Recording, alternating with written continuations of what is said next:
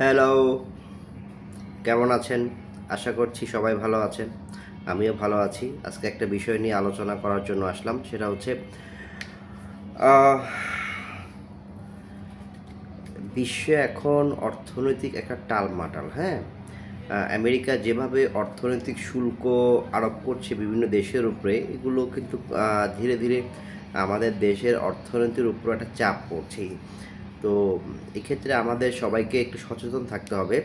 সচেতন না থাকলে অনেক সমস্যা পড়ে যাব আমরা, যারা ব্যবসা করি, যারা ব্যাংক থেকে লোন নিয়ে ব্যবসা করি। কারণ এই শুল্ক আরোপের কারণে অনেক সময় দেখা যাচ্ছে যে আমাদের অর্থনীতির উপর একটা বিরূপ প্রভাব পড়বে, এবং এটা শুধু ব্যবসায়ীদের উপর পড়বে না, এটা ব্যাংকের উপর পড়বে। তো এই ক্ষেত্রে যারা আপনারা বিভিন্ন ব্যাংক থেকে লোন নিচ্ছেন তারা ঠিকমতো সময় মতো আপনারা সিএবিটা ঠিক রাখার জন্য কিস্তিটা যাতে দেওয়া যায় সেই সময় মতো, সেই চিন্তা ভাবনাটা করবেন, হ্যাঁ? কারণ বর্তমান যে অর্থনৈতিক ব্যবস্থা বিশ্বে পরিবর্তিত হচ্ছে আমেরিকার এই শুল্কের কারণে, এক্ষেত্রে অনেক ব্যবসায়ীর অবস্থা মন্দা যাবে। তবে মন্দার কারণে যারা ব্যাংক থেকে বিভিন্ন লোন নিয়েছেন তারা ঠিকমতো কিস্তি দিতে পারবেন না অথবা ইনস্টলমেন্ট দিতে পারবেন না। এক্ষেত্রে হবে কি, তাদের সিএবির উপরে একটা নেগেটিভ ইম্প্যাক্ট পড়বে, হ্যাঁ? তো পরবর্তীতে কিন্তু তারা এই সাফারার হবে, হ্যাঁ?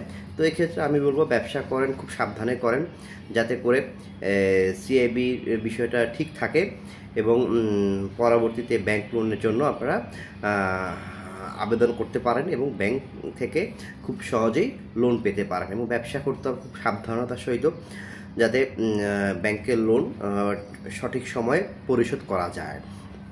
তো এই ক্ষেত্রে খুব সচেতন থাকতে হবে এবং সতর্ক থাকতে হবে, যাতে ব্যবসায় কোনো লস না হয়, হ্যাঁ? এবং যারা ব্যবসা করছেন, ছোট ছোট ব্যবসায়ী, বিশেষ করে সমস্যাগুলো পড়ানো হচ্ছে ছোট ব্যবসায়ী পর্যায়ের লোকজন, হ্যাঁ? বা মাঝারি উদ্যোক্তারা সমস্যাগুলো পড়ান। বড় বড় ব্যবসায়ীদের জন্য সমস্যা হয় না, কারণ তেলা মাথায় সবাই তেল দেয়। আর যত ঝামেলা হয় সব ছোট ব্যবসায়ীদের উপরেই হয়, এবং ছোট ব্যবসায়ী, মাঝারি ব্যবসায়ী, এদের উপরে হয়।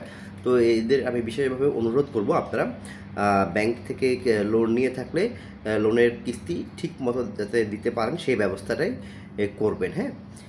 আজ এই পর্যন্তই। ধন্যবাদ সবাইকে, ভালো থাকবেন।